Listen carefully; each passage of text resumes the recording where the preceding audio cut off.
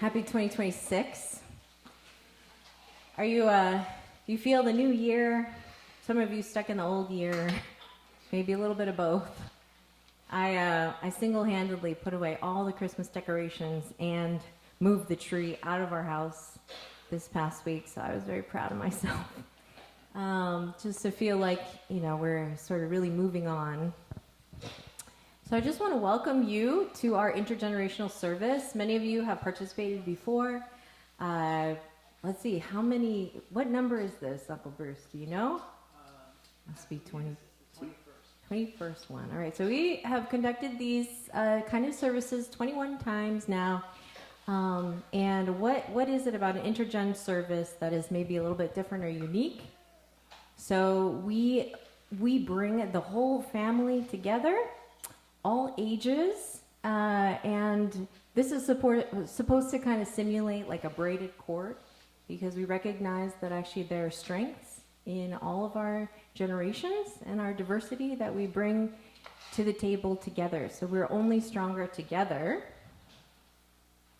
We also are rooted in the bedrock belief that we are more than just a church, that actually we want to create a space that is like a home where you want to come and stay. So this comes from our true mother, from her memoir, but essentially from the philosophy of our true parents, in helping us to recognize who we are as God's sons and daughters, and therefore how we are a family with those around us, and we can create a beautiful home where God can be a part of it. Okay, so our core value for this month is welcome. We invite you to a compassionate home where strangers become friends, children become adults, and adults become like children. And I want to start with a little reading from our true parents. There are members from the first, second, and third generations, but you must all unite. You can become one because true parents are here. You can naturally become one when you have a heart to take care of others that allows you to share each other's hard work and sincere devotion, and when you practice putting true love into action. So what I hear when I'm reading this is about compassion and also accommodation, making room to be able to relate to those that are different from us. All right, so one of the reasons that we kind of outfitted the tables with the different Chinese zodiac signs is because even though we welcomed in the new year based on the solar Gregorian calendar, we also celebrate the Lunar New Year, which is happening in mid-February. And we're actually transitioning from the year of the snake, the blue snake, to what year? Does anybody know? The red of fire horse, right? So how many of you are horses out there? Where's our horse table? All right. Yeah, this is your year, okay? But actually everyone can benefit, okay?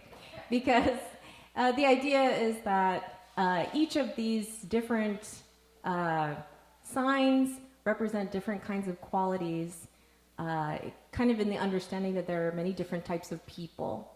And so we have different wonderful strengths, and we also have things that challenge us.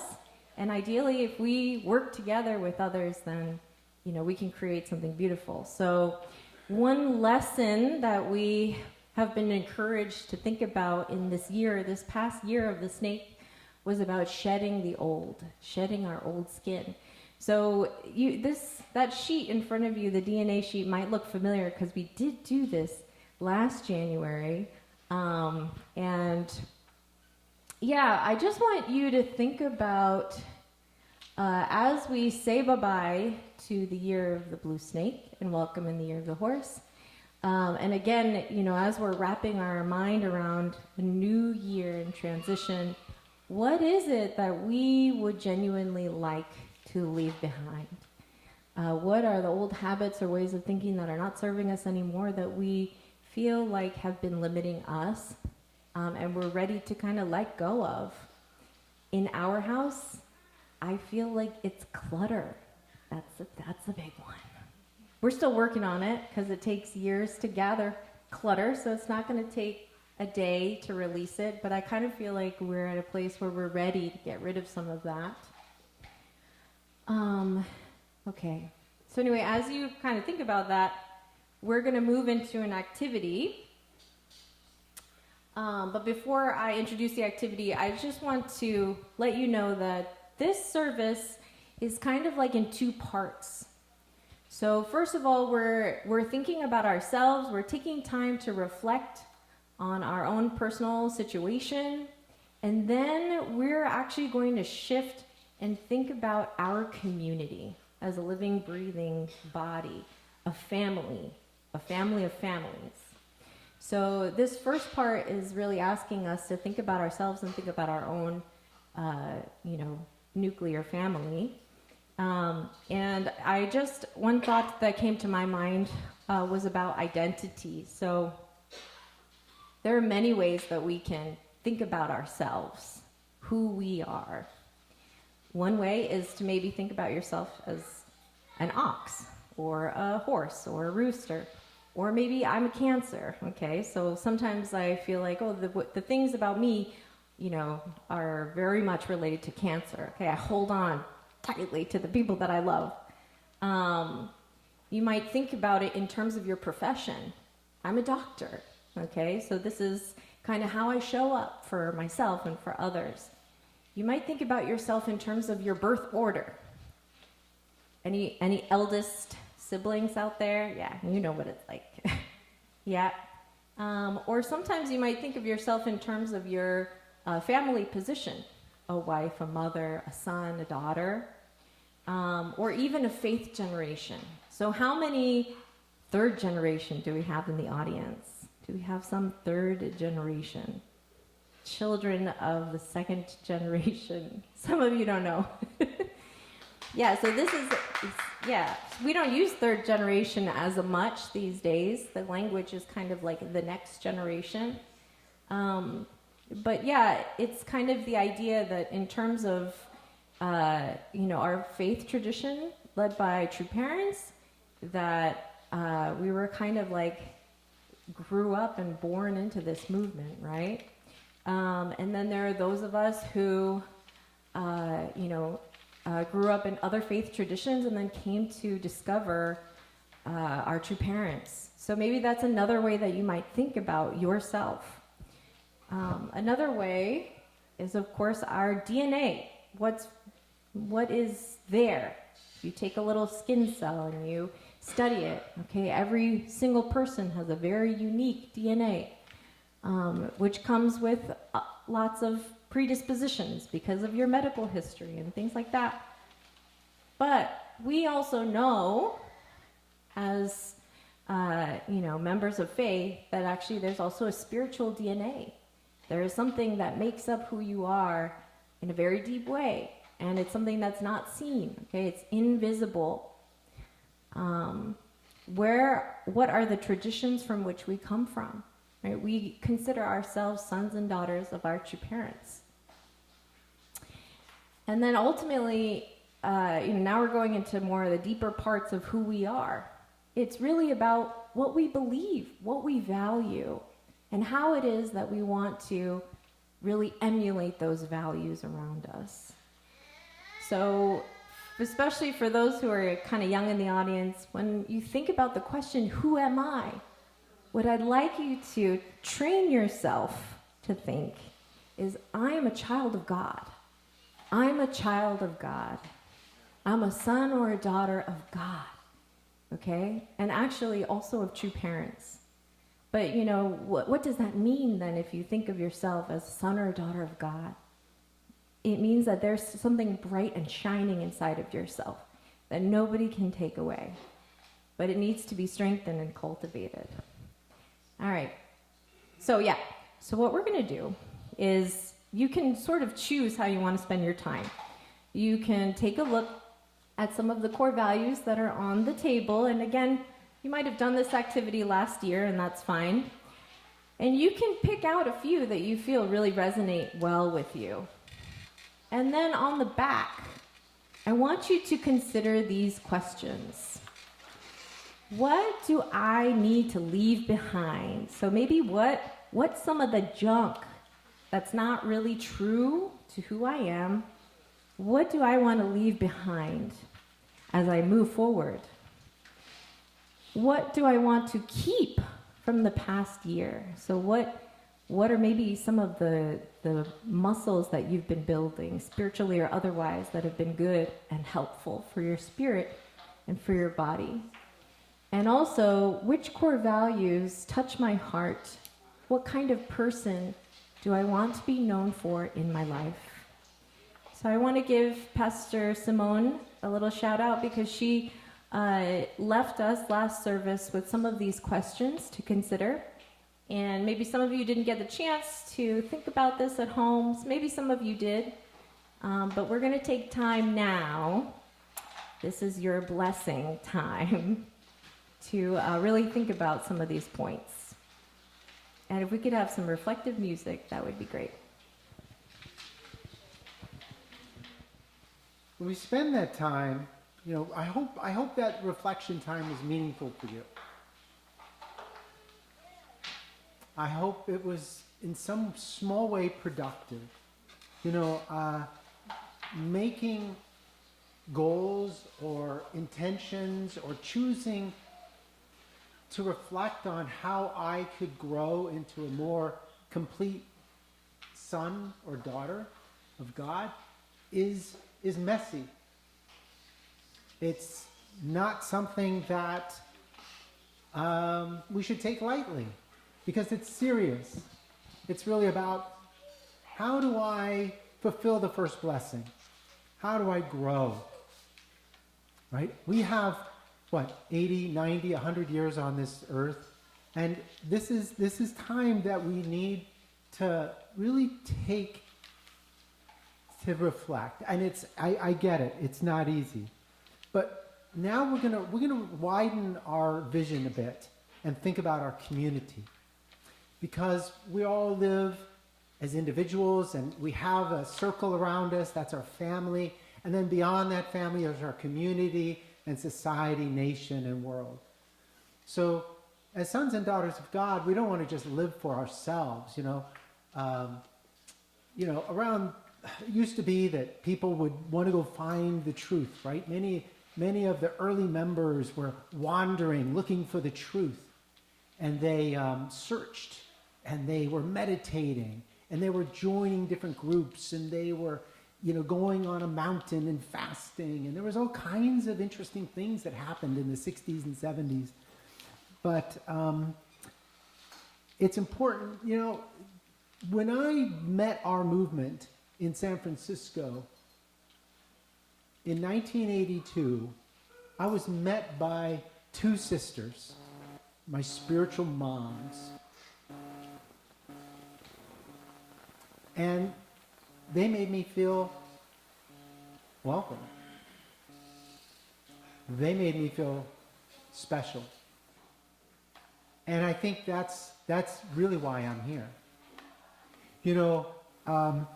Many of us are searching for the truth back then. But actually most people, more than belief, I don't know what that is. It's a cell phone? It is from the Soundboard. Oh, okay. So, most people actually join a community of faith out of... Sorry, there are technical issues. Okay. Yeah. Sounds like you got it, though. Yeah. Thank you so much. Let's give Goofy on the round of applause. What did you do? Well, you're there every week. And you make sure the sound is good. And nobody's, systems are not perfect. They need somebody, and thank you for being there.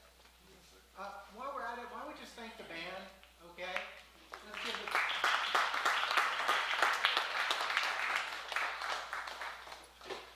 So, my spiritual moms made me feel welcome.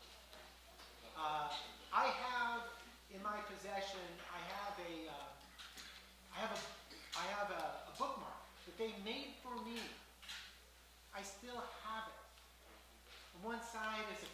from True Father, and on the other side are some words for them. And one of the things they said on there was that we think that God's favorite memory of you is the day you met us. You are God's champion. And I was like, really? What? These ladies are out of their mind. No, I appreciated those words, and I still have that bookmark. So, as a child, I was born, and that's me. I was welcomed into the world by my parents, and another thing I want to share, I have the teddy bear I was given on day one. Oh, that's so cool. Yes, this is 60-something years old. Ooh. No. And, I mean, I remember having this as a kid in my room in some corner and then, kicking it into the closet. And then my mom, when we cleaned up the house and I went back to help them close the house, it was there. And I had held on to little Teddy here all these years and traveling around.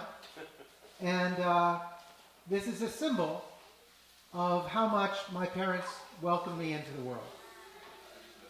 Our parents were not perfect people. Some of us had real trauma with our parents. Some of us really were not raised in an ideal home. Many of us grew up in a place where maybe God had no role in our family. Especially, for our first gen. Anyone who comes into this movement. And, but welcoming is not just a nice word, but it's also something that came into, it came up in a lot of the focus groups that I did when I was doing intergenerational research. People said, as a community, we need to be more welcoming. This is true of all of our services, whether I-generational or anything. You gave feedback that said we need to be more welcoming to each other. That's one reason why we're sitting like this. Okay? If you were here last Sunday for the strategic vision, I want to just pull out and reflect on one of the recommendations from the strategic vision community for all of us. And it's this. Were you here for Chigo's presentation? How many of you were here? That was last Sunday, right? Yeah. And there was a lot of good things in that.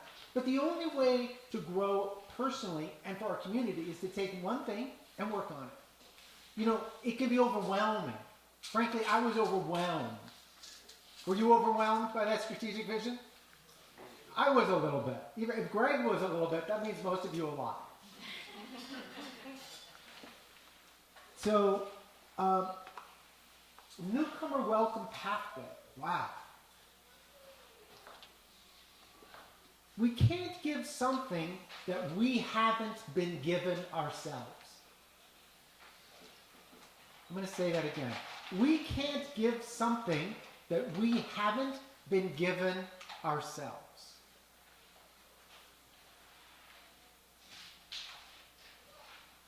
We have to feel welcome in order to welcome others.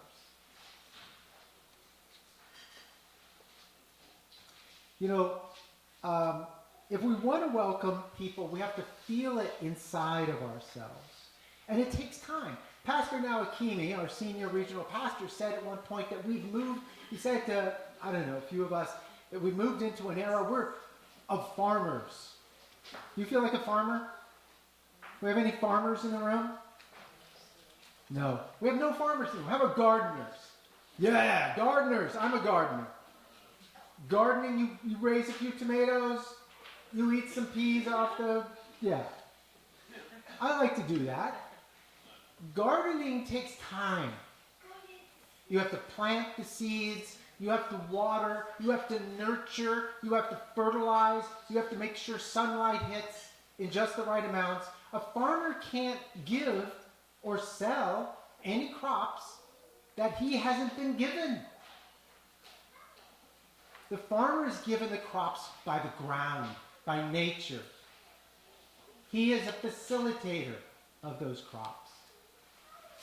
And in the same way, if we don't feel like we belong, we have to grow as a community so that we can make others feel like they belong.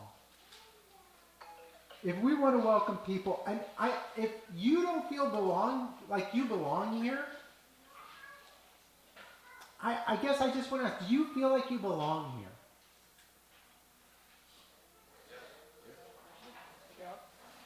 If you're here but somehow you don't feel welcome, I want to say that that's a problem. And that's our problem. It's my problem. And I'm sorry for all of us if you don't feel welcome. Because that is, religious scientists, if you will, people who study religion have noticed, and sociologists have noticed, that when it comes to beliefs and belonging, which is more important for a community? Your beliefs or your sense of belonging? Belonging. That's what science tells us. Emile Durkheim, Maslow, sociologists from 100 years ago talked about this. And guess what? Religious leaders have been resistant to that fact. We often feel like, well, if you just have the right beliefs, then you'll join us. If you just get the principle, then you'll stay. But when I heard, in San Francisco, I felt welcome. Then I started studying the principle. You know how many people have heard the principle? Lectures? Our teachings? Thousands. Hundreds of thousands. Millions. So where are they?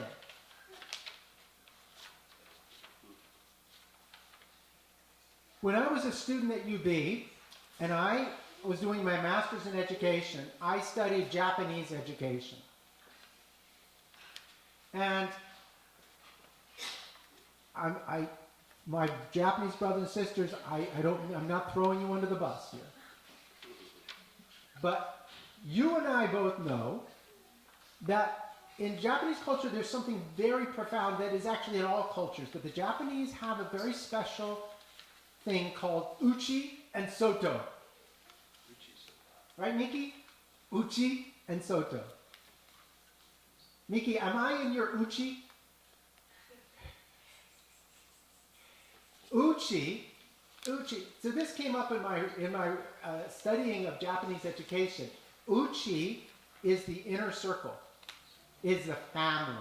It's very beautiful. The Japanese see the culture around them, and if you're in the in group, you are part of the uchi. You're in the inner circle. And that uchi can be expanded to friends and even colleagues, depending on your familiarity. But the soto is like the out group. This is one reason why in Japanese culture it's rather challenging for foreigners to assimilate.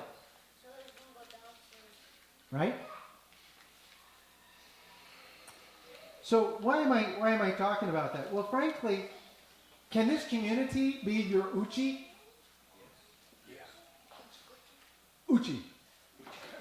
I mean, but it's true for all of us. We have, even in the Western, in English, it's the in group and the out group. Who's in my in group?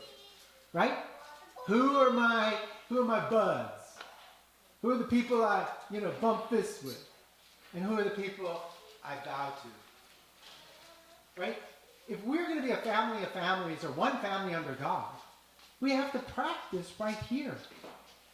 The Sunday service is, and some people have said this to me, it's kind of schoolish, don't you think, these intergenerational services? Schoolish. Well, yeah. I mean, this is the school of love. Would you agree? Can this be a classroom for love? Is this a place where we can reflect and go, I could work on that? Right? So that's the whole heart here. I would just like to share with you, after intergenerational services, you guys are, leave papers on the tables. And as you might have guessed from my little stories, I tend to collect things. I'm an historian. Actually, I don't know why my house isn't more cluttered than it is. If it's because of my wife, right? But I tend to save things, and one of the things I grabbed was this comment. Here's the actual paper. I don't know who wrote this. I am not throwing anyone under the bus here, unless you want to come up here and claim this. Somebody in here likely wrote this. And it was in an exercise, I believe, in which we talked about what heaven was like. And it's a little light, so I'll read it. But it's about longing, which is in the word belonging. It reminded of what I was longing for before I heard the divine principle, i.e., a community of brother and sisterhood beyond nationality, religion, or any differences. These are the sentiments that bring tears to my eyes. Does anybody want to admit to this? Yes? Raymond? Let's give Raymond a big applause.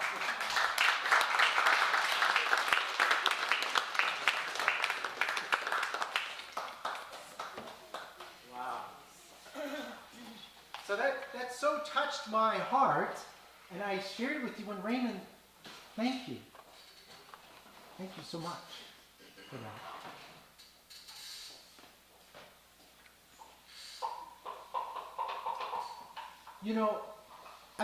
I like to, at Christmas and Thanksgiving, we sometimes have people come over, and there's a lot of what I call expats who live around here, whose biological families aren't around.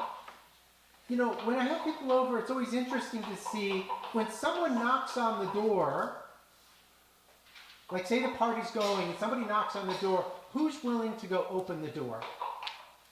If you're a guest, are you going to go open the door of a house that you're the guest at? No, Who will you expect to open the door? The host. Bruce. Or Setsue. But if all these people are in my uchi, who can go open the door? Anybody. So, when we think about that, how can we help everyone feel like they're at home? Anyone who comes through that door, can we make them feel at home? Can we welcome anyone who comes through that door? Anyone. They got tattoos on their arms, earrings, long hair, short hair. Stranger, can we welcome them? That's something that we can reflect on. I'd like to finish with a quote from our true father. And he's talking about the pledge that we read today. We should perfect the world based on the culture of heart, which is rooted in the original lineage. It requires that Adam and Eve create a lineage centered on God's pure, true love. The traditions of peoples and nations of the world based on the culture of heart and centered on true love fit together perfectly and move in one direction. Amen. Amen. Amen. That is the world we are building. This is recreation. We are living in Chanilgo, and we know we have work to do. And one of the things that we can work on in our community is to welcome anyone who comes through that door. Make them feel welcome. Make everyone part of your uchi. I would like to just move into the table discussion, because as a community, if this is a goal that our Strategic Vision Committee has suggested, talking about it strengthens us. Right? The book of Ecclesiastes for a couple thousand years has reminded us that we're stronger when we're together. When we, if one of us is not having a great day, someone else lifts us up. If I tell someone this is what I want to do, I want to learn to be more patient. If I tell someone my goals or my intentions, I actually have a higher chance of accomplishing that, don't you think? Right? That's accountability. But it's also the realm of heart. It's in this realm of heart. So in that vein, look at these two old guys. Isn't that a beautiful picture? That's what I want to be. Like, when I get old, I want to have friends. Or somebody I can hold their hand and go, gosh, help me up. So I want to make sure everyone gets a chance to share. We know that I'm so grateful you guys all chose to really try to sit in a different table with some new people. But to make this work well, you need to listen now. As each person shares, try to avoid commentary or giving them advice. That's the temptation of older people, is just to give young people lots of advice. And oftentimes young people they just don't listen. They just want to be heard. They just want to be heard. So if you don't want to share, you don't feel comfortable, just pass. That's fine. But here's a couple things to talk about. And I want to give a shout out before we start with this, that we intentionally built these questions around Pastor Simone's last service. You may or may not have noticed that in the reflection time, those were two of the three questions were questions that Pastor Simone had us reflect on last week. Did you notice that? Yes. Good. So the idea, another thing you said as a community you wanted is that our services have synergy, like they have connections to each other. So that's how we grow. That's how we build. So first question here is, how can our church community be more welcoming? How could just what I was talking about? And secondly, is there a person in particular that comes to mind as someone to invest in this year, making it concrete? Somebody in your circle, somebody in your soto that you want to bring into your uchi, okay? Maybe get to know better, pray for, pray with. All right? Are we good? Any questions? All right. So we're going to give you 10 minutes, and then make sure everyone has a chance to talk for at least a minute, and go around in a circle and share about one of those questions. What comes to your heart? This is not a school exercise, but it is a school of love exercise. Thank you very much.